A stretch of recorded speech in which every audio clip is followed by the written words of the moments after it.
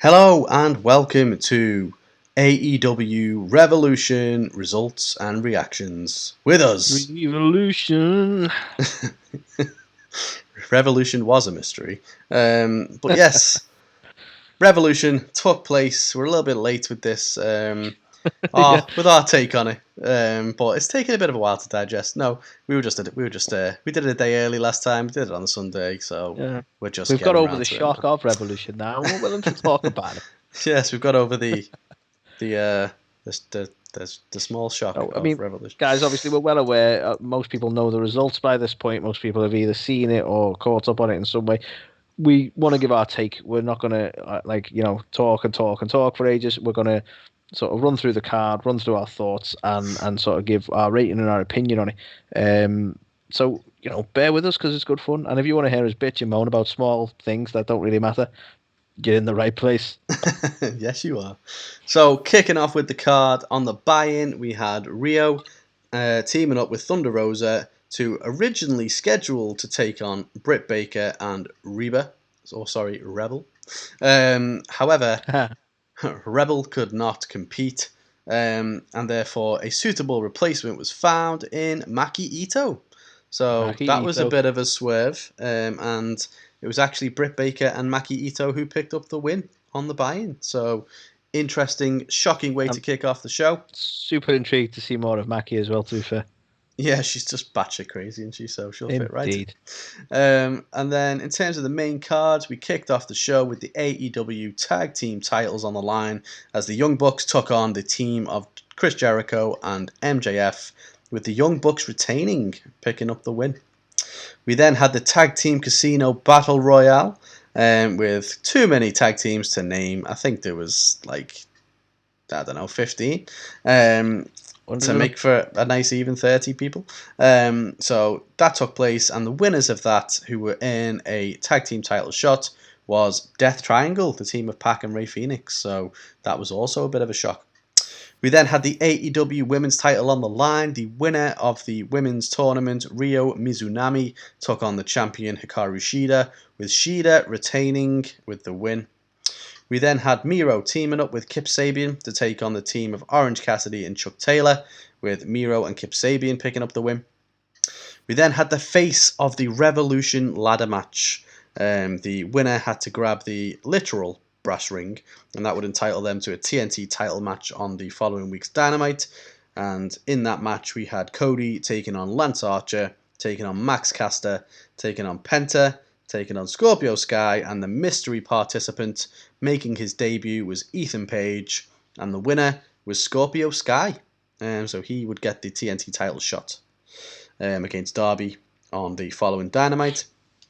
We then had the revealing of the Hall of Fame level signing that Paul White had spoken about the previous week, and it was revealed to be Christian Cage.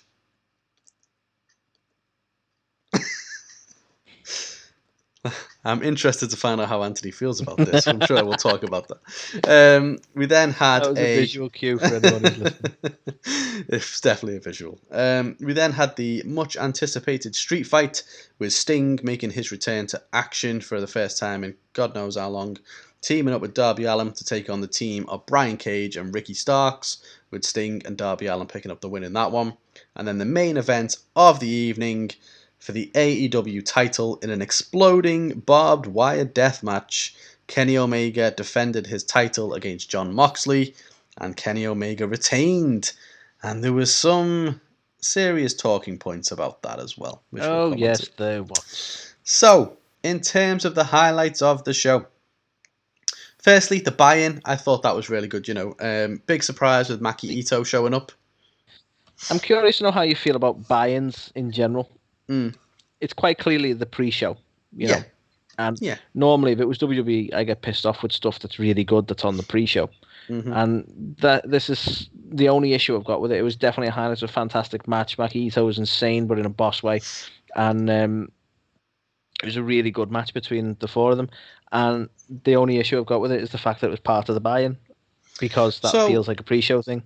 Obviously, we don't really watch these live as such. The only stuff we ever really tend to watch live is like Royal Rumble and WrestleMania, isn't it? But My understanding with these is that the buy-in is free to air. So I envision this similar it's certainly, yeah, if you watch it on UK TV, you can watch the buy-in.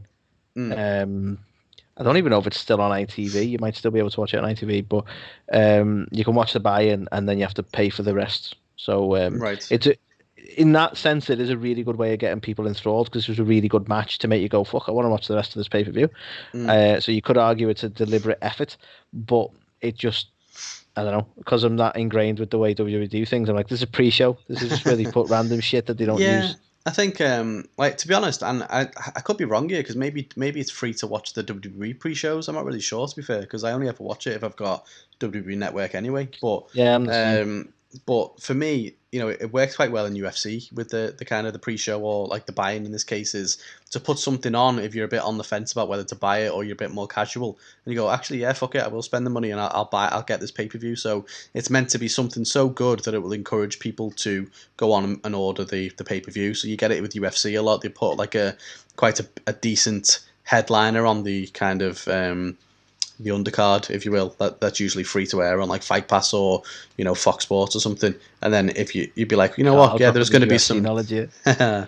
And then you'd be like, okay, yeah, actually, I'm gonna buy the pay per view. So for me, in that sense, I will say it's a really good way of drawing people in. It was a really good match to offer to get people in. I just feel like because you're that used to the way things work, and you go, I'm not saying this was the main event or should have been the main event, but like obviously the higher up the card, the more important the match, and that's how we look at it. So I'm just a bit like, this should have been more, but should we have put it behind a paywall? No, because it's as far as matches go, this is the one to draw you in. To be fair, yeah, it's a good point that you make, isn't it? I think it's more that I think we probably feel harsh on the likes of Thunder Rosa and Rio, because obviously they had their qualifying match on like Bleacher Report, which obviously didn't really work. It went on YouTube, and that didn't even make Dynamite. And now this, didn't even make the pay-per-view. It was like a pre-show thing. So yeah, I do see where you're coming from, because obviously it was a great match and it did deserve, it was pay-per-view caliber. Oh yeah, but and this is the thing. I still want it to be a highlight. Like I'm trying bringing it down negatively with this bit. It was the only issue I had with it was that it was buy-in, and that's obviously we've gone through the reasons for that. But it was a fucking brilliant match. Yeah, it was good. I like the fact that that Rebel got involved as well and ended up effectively hitting Thunder Rosa and costing her the match, and that as amping up again the Britt Baker and Thunder Rosa feud that didn't really get finished. So we are going to see some more of that. Coming. So the payoff is coming. It is coming. So that was well done, I thought. The next one, so the opening match, the tag team match, right? MJF, he's just so fucking good, man. He's such an excellent worker. I think people forget this because of how good he is on the mic. They just think, oh yeah, he's just a charisma guy and he's okay in the ring. But every time you see him properly wrestle, he's fucking brilliant. He's so good. It's mad, really. It's crazy that his wrestling ability is almost like the feather in his cap because he's so good on promos. But yeah, it's a fair point because no one really talks about his wrestling ability. Like the talk is about how he's a really good heel and so on. And he keeps well into his character, something shocking. But yeah, you're totally right. He's got some chops in the ring, in all fairness. Yeah, absolutely, man. I thought he was great again. Obviously, Jericho was fine. The Bucks were fine as well. I like the fact that Jericho was the one who ate the pin, potentially leading to some shenanigans going on with the Inner Circle, which obviously, we're a bit late with this now, so we know whether there were shenanigans or not, and we'll talk about that shortly. But it all made sense in terms of why they did it, I thought. Then the next one, the Battle Royal, the Tag Team Battle Royal. We are big fans. Our favourite Battle Royal, obviously the Royal Rumble, is probably one of our, if not the favourite pay-per-view of the year. We kind of toss up between that and WrestleMania, but it probably is the Rumble. I'm probably going to have to concede that it is. Like you can kind of flip-flop, but for me it's the Rumble, definitely. Yeah, so, Battle Royals, they're always awesome. This was no exception. I do think there's probably too many teams. I get that they probably wanted to have 30 people because that's like a Royal Rumble. But, yeah, I don't know, maybe too many, maybe went on slightly long. But I was surprised with the outcome, so I was not expecting Pac and Rey Fenix to win it. I do think both of those guys are excellent. I like them both a lot, but I also like them both as singles guys, so I'm not really sure what this means. I don't particularly want to see them as a tag team long term. So, Yeah, bit bittersweet to be fair, because I'm happy that they've won and they're gonna get some more exposure. But as a tag team, not so sure. But as always with these kind of things, a lot of intertwining stories and feuds and stuff that happened during the Battle Royal as well, which I think they do an excellent job of doing every time they put one on. So really good. Yeah. Okay, I've got this as a highlight. I would love to get your thoughts. Christian Cage is all elite. Now look, we'd spoken about this last week in the news. There was a lot of anticipation. I probably got myself a bit hyped as well. I think a lot of people did. It wasn't CM Punk. It wasn't Brock Lesnar. It was never going to be Brock Lesnar, let's be honest. People even were throwing out names like John Cena, for Christ's sake. But, right, those things are never realistic. In terms of who we got in Christian Cage, like the ones who were looking to be realistic, as we spoke about on the show, was going to be Kurt Angle, who I love, but would not like to see him in the wrestling ring again. RVD, who I really like as well, but again, apparently he's been phoning it in quite a bit in the wrestling ring. So we got Christian, who is a former world champion. He's a former tag champion, definitely a Hall of Famer, and he's been cleared to go in the ring again. So I was quite happy. Thoughts?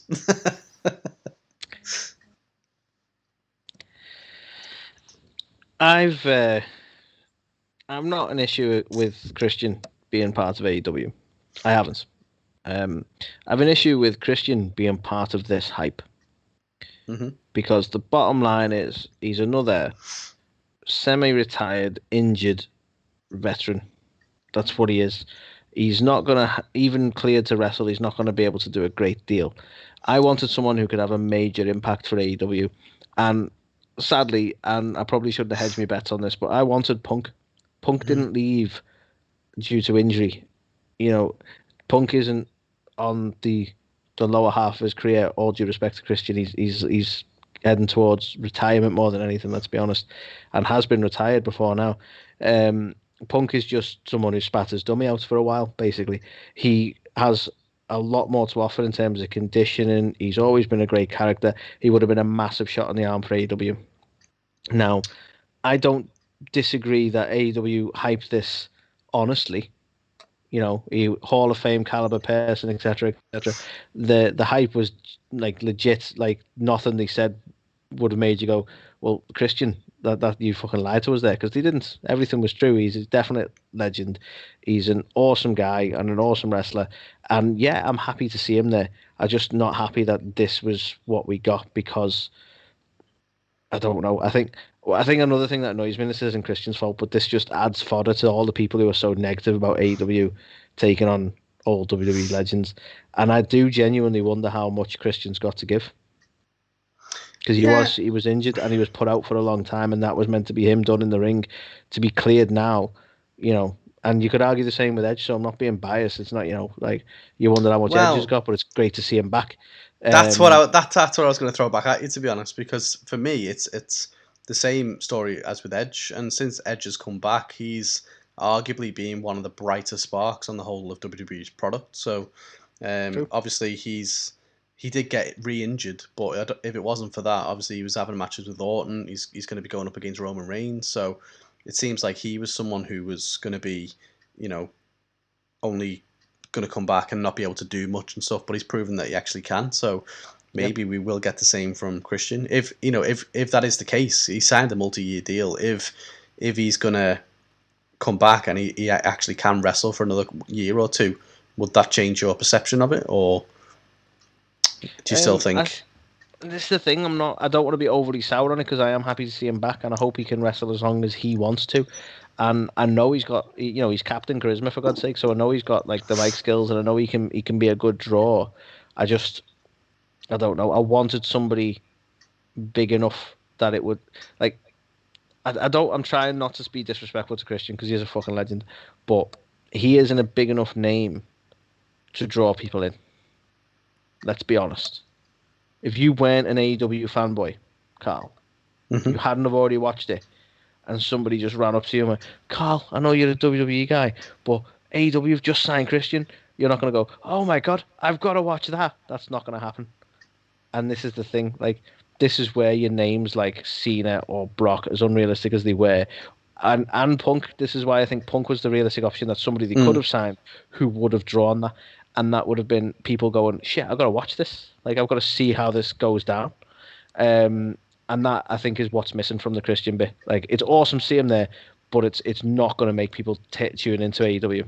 This is great for people who already like AEW.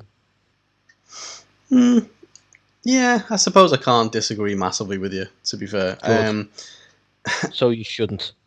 I mean, it's a tough one, isn't it? I think, unfortunately, it was the hype that killed them, because if Christian would have just rocked up, I'd be like, oh, fucking hell, yeah, Christian's there. That's cool as fuck. Like, because... I must admit, I prefer a good shock. Yeah, because he was just at the Royal Rumble, and he had that moment with Edge, so if he just would have walked out on AEW... arguably that would have been more of a what the fuck than it would have been as like this big hyped up thing where he then comes out and you've got the, unfortunate, there's going to be people who, as we know, think it's going to be John Cena or Brock Lesnar and are going to be disappointed, whereas I just want to point out though, there seems to be a weird connection where if you're involved in Edge's storyline in WWE, you end up on AEW. Interesting. That's exactly what happened to Matt. That is very true. Who else has been involved? I'm just saying, like, is he going to beat Daniel Bryan? And Daniel Bryan's going to end up in AEW? I mean, I'd like to see that, to be fair. But yeah, it's one of them, isn't it? I think, unfortunately, a lot of people did say this at the time, and it's a double-edged sword because it got me hyped hearing Tony Khan say, oh, there's going to be a Hall of Fame. And then everyone was like, oh, it sent the whole wrestling world into a buzz, didn't it? Into a bit of a frenzy. So it did. A little pet peeve of mine, though, because he never said they were a Hall of Famer, and he never said they weren't. Yeah. Like, he very carefully worded it that they were a Hall of Fame. I think he either said caliber or level, but, like, he never said explicitly that they were or weren't. So, like, so many people were defensive about it. It's like, well, it can't be an actual Hall of Famer. And well, he didn't say that. Do you know what I mean? And he proper sparked some fucking debate, really, didn't he? To be honest. Sparked. We'll get onto that. But yeah, it's one of them. On the one hand, if he had said nothing and Christian turned up, it would have been like, whoa. It would have felt like a bigger shock, and probably would have been better received. Whereas, I think he works better on a shock value, definitely. Yeah, I agree. But at the same time, if he hadn't have said that, he wouldn't have had this, like, however many days worth of buzz that was generated. And got people talking about AEW. This is the problem, though, I've got, like, and this is something Tony's done in the past, and admittedly, I think it was situations out of his control that made it flop in the past. But it's when you're good at building hype, but you know that you're getting the eyes on it, knowing that it's probably going to fall a little bit flat, but you got the eyes on it. Like, that kind of bugs me. Yeah. I think, and I think it's a new product, so he can't do what WWE does, where you go, we'll just shock people to tune in anyway. Fuck it. Like, he has to try and draw people in. So I get why you do the hype build, but it's like, part of me feels like he knows for a fact that some people were going to be, or a lot of people were going to be disappointed with this, because I'm sure I'm not the only one.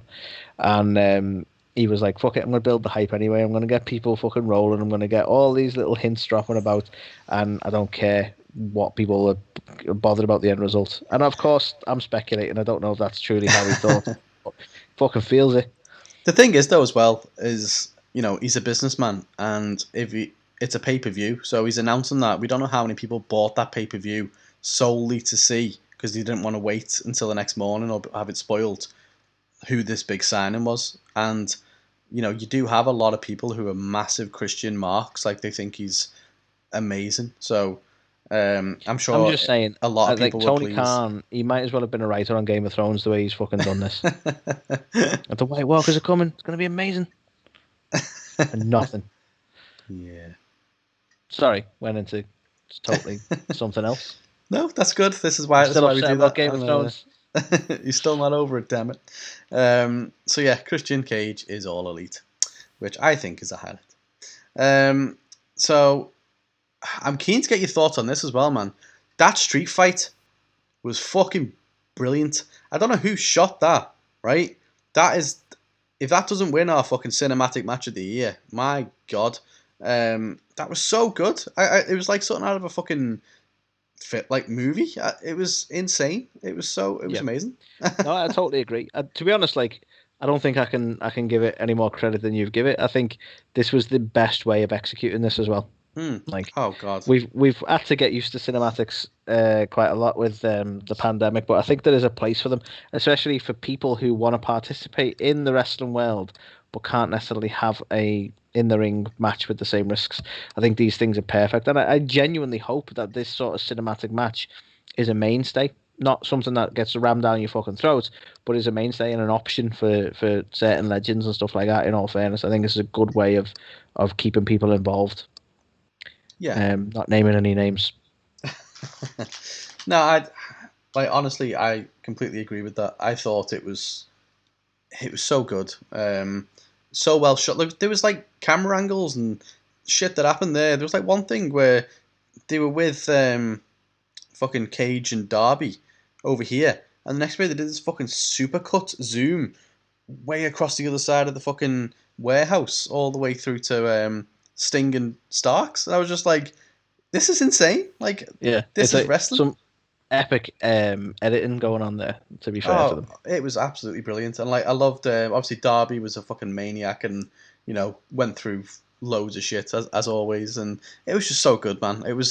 It over delivered my expectations because I was like, oh god, Sting, what's going to happen here? It's going to be awkward. Like I didn't even think it was going to be a cinematic match, especially not in that way, and just the way they did it, it just made everybody look fantastic. So yeah, I was made up. It was my match of the night. I loved it. strong words. Yeah. It was good though. Okay. On to No, like I enjoyed it. Like I didn't expect you to come out with like that's your match of the night. If I'm honest with you, like I did enjoy it. I'm not going to knock it in any way, shape, or form. Just kind of surprised that it was your match of the night. If I'm honest. Okay. I'll be keen to know what yours is, but yeah, it definitely was mine. The main event to also talk about. Right. Highlights. It is a highlight because I know. I'm only kidding. it was a great match. And it delivered all the way through until we got a pinfall at the end. Like it was good. Like they threw him onto barbed wire. There was explosions. It looked dangerous. Loads of carnage. Excellent, right? Match itself. I was suitably impressed with this because I think it was you had to point out to me that like this isn't something they've come up with. This is like a thing that they have done in the past in Japan, and this match is a thing. Because I was like, if you recall, I think it was last week I was mocking it, saying it's just like the Lance Archer syndrome, where they're just combining words that sound cool. Yeah. And I was like proper skeptical of like how are you gonna pull this off, but like for the most. They did, and I was impressed. I was suitably impressed, and I'm trying not to knock it for that ending, and we'll talk about that some more. But like for the most of that match, I was like suitably impressed, and I would love to see another exploding barbed wire on a pole match or whatever, and maybe executed exactly as they wanted it to. Maybe. Yeah. So I mean, I'm going to be clear. The reason it's a highlight is the match and the match alone, right? There's a certain part at the end of the match which is covered in a no shite, so we will talk at length about that. But the match itself, I thought, it was the right level of, brutality. It looked dangerous. Yeah. It felt dangerous. There were explosions. Fantastically together, these two. In all fairness, yeah, they're really good. And I thought we saw it before. They had a previous extreme, like one of the early pay-per-views of AEW, as I recall. They had was it Falls Count Anywhere or No DQ or whatever the fuck you want to call it, where you can go around and just smash each other through tables and shit. And that was brutal as fuck as well. But this was better. In all fairness, they really work well together. They've got some boss chemistry between the two of them. Yeah, it was really good. Sorry, whatever Scouse there as well. Boss chemistry, proper boss meat. But no, like it was great that they were able to still make Moxley feel really strong at the end of this. Like Omega had help. The Good Brothers were involved, and he still had to put him through a fucking a one-winged angel through a chair for fuck's sake. To finally put him away. So Moxley still came out of it looking pretty strong, I thought. So all in all, the match was a highlight. But we'll come on to the other bit in a minute. Yes. So. In terms of the O'Shite, Anthony, just Miro, Kip, best friends. It's this whole feud's been dead on arrival for me, and the match was no different. I don't know. I really just want it to be done now, like just ended.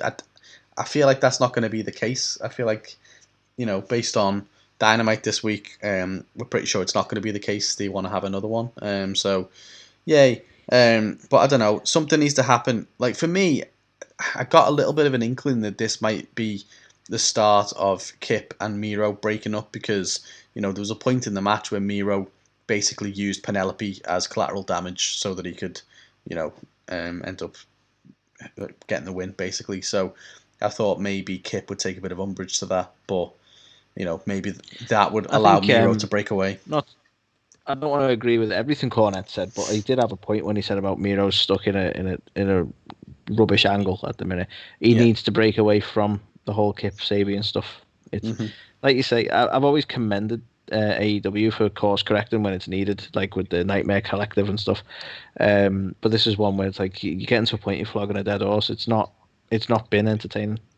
That's what it is.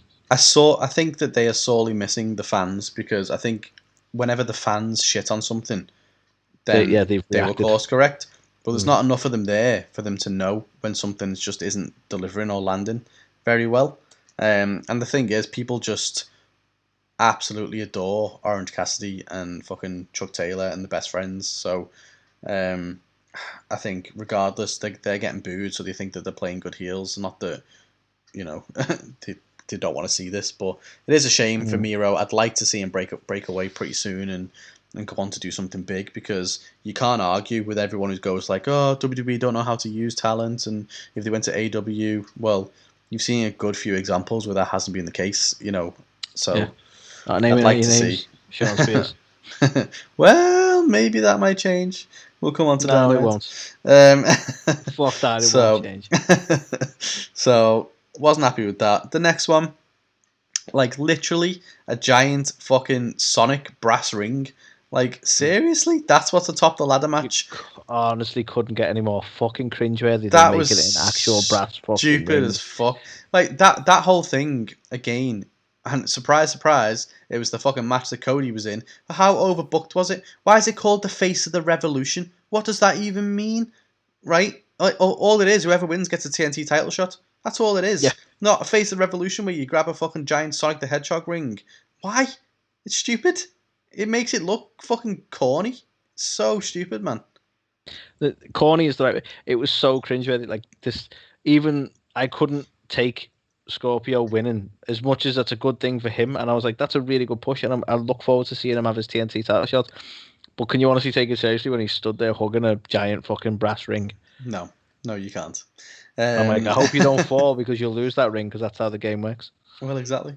It's going to collect load more. This is chaos. Exactly. But yeah, I mean, fucking even Cody again. Like, why did he have to have an injury angle in there? Why can he never just make it through a fucking match without some level of overbooking? Why is there always got to be something? Why? It's so annoying, because I want so much to like him, because I think he's brilliant. At the same time, just fucking have a match, man. He's turning into fucking...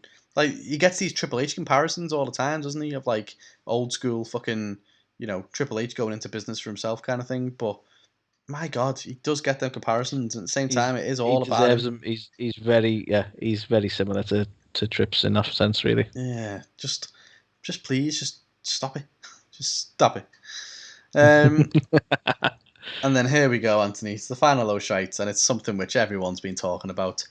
Poor Eddie Kingston, man. I can't think of anything more devastating than how the whole thing panned out. Oh man, just all people ever remember, right, is the finish. I think it's a famous Vince McMahon quote, is it not? I think it might be. I think someone has put up on socials that Vince has said this before, and he's right. It's all people will ever, the closing segments or whatever. That's all people ever remember. And unfortunately, this was a massive fail. It was so bad. This was meant to be Eddie Kingston's fucking face turn that everybody's wanted for ages. The end of the match, the handcuff Moxley. We knew after 30 minutes all the remaining fucking bombs or whatever were going to detonate. So Kingston comes down to the ring to save his friend. He can't get the handcuffs loose, so he dives on his body. He's going to protect him. And what happens? Fucking nothing, right? A few fizzy sparkles. A couple of little sparklers go off in the corner. A little explosion at the bottom of the, like, underneath the ring almost, nowhere near them, right?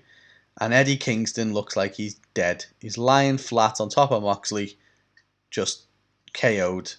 And it's like, what? Right? I'm not being funny. You would call an audible, wouldn't you? You would go, right, that didn't work, I'll just get up or something.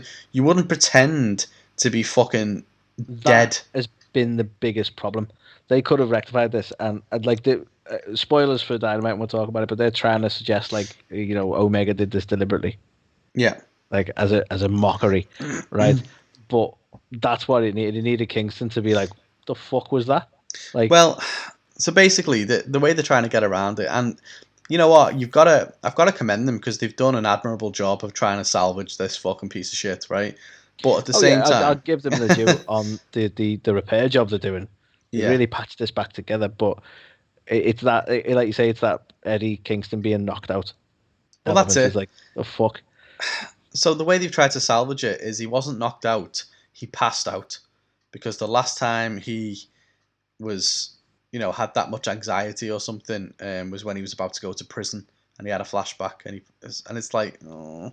So basically, Eddie Kingston is dying a slow death here, and it's just such a shame, because he's so good, and obviously they brought him in, and he was doing really well, and then they kind of put him with Butcher and the Blade for a bit, and they had some stuff going on, and everyone's wanted him to turn face, and he finally did it, and it was just the biggest botch you've ever seen. And it's just the fact that he just lay there.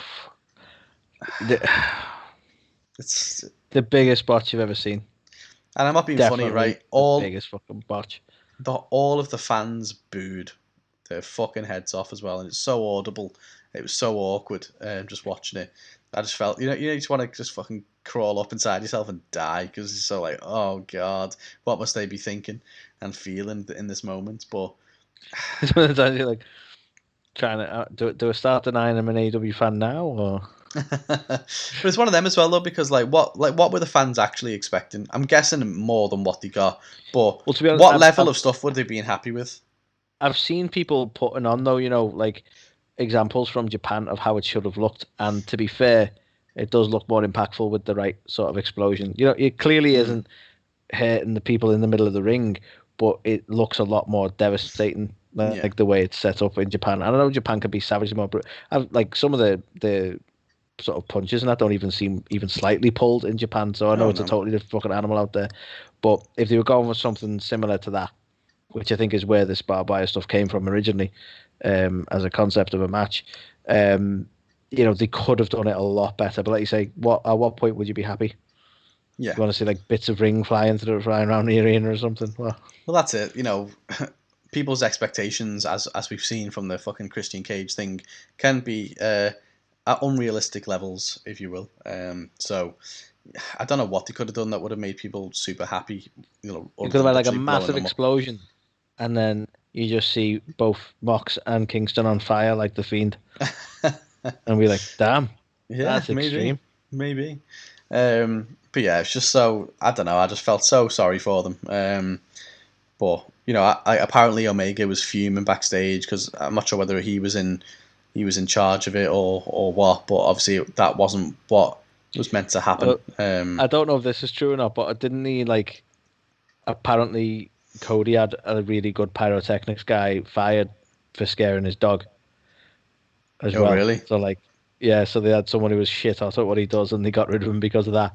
So now it's like, well, maybe you shouldn't have fucking done that. I don't know how true that is, but it's something I've read. Maybe you shouldn't have fucking brought your dog to a place with pyrotechnics, Cody, you dick. Like, softer fireworks, damn it. Exactly. What a fucking... Anyway. But yeah, let's be honest, this is a prime contender for the Shockmaster Award in this year's A2theK News. I don't want to say any spoilers, but I think it's already fucking won. Well, you never know. You never know. Let's see if we get like something even better. Yeah, but who knows? I know it's a tough one to beat, man. It's a tough one to beat. But yeah, I think unfortunately, you know, that's what people are going to remember, and a lot of people were unhappy. A lot of the WWE, you know, pro WWE fans saw it as an opportunity to just like shit over everyone on who likes AEW. Which, why can't we all just like all wrestling? You know, why? The thing is, like, they look for opportunities anyway. Why hand them one? Exactly. But yeah. All that being said, and if you try and forget that, which botches happen, don't they? So if you just look at it as a botch, no matter how devastating of a botch it was, you look at the whole pay-per-view, I still thought it was excellent. I thought it was really strong. I'm going to give it a 4, Anthony. I thought it was really, really good, like up and down the card. Definitely delivered on my expectations. So I'm going to go quite toppy with it and give it a 4. I'm going to go 3.5. Okay. Very similar sentiment to yourself, but I think I'd have been a 4 had they not have had that botch at the end. Yeah, that's fair. Out of curiosity, what was your match of the night? Well, this is the thing. I'm gonna, and you might be surprised by this. I'm gonna try and be fair because this is how I was feeling before the ending, and say that it was actually Mox Omega. Okay. Because I was thoroughly enjoying that match, and I would have called it my match of the night, and then we had that sort of fucked up finish, and I'm like, I'm gonna try and ignore that because it was clearly not part of the plan, and I fuck up, and I'm gonna try and be fair and go, that was still a really fucking good match, and it happened so at the end as well. It was like the match is done. I know who's won. It's over. So it was more shenanigans after the match as far as I'm concerned. So I'm trying to be fair, and I'm going to say Mox Omega was definitely the match of the night for me. Okay. Well, yeah, that was AEW Revolution, and that was our thoughts. Maybe a week late. We don't care. You wanted to hear our thoughts. Care. You've had our thoughts, and they're probably not too dissimilar to other people's thoughts, but all in all, really good show. A shame about the ending, but hopefully they'll pick themselves up, dust themselves off, move on, and continue to deliver some awesome pay-per-views going forward. You got that right. Back with This Week in Wrestling after this.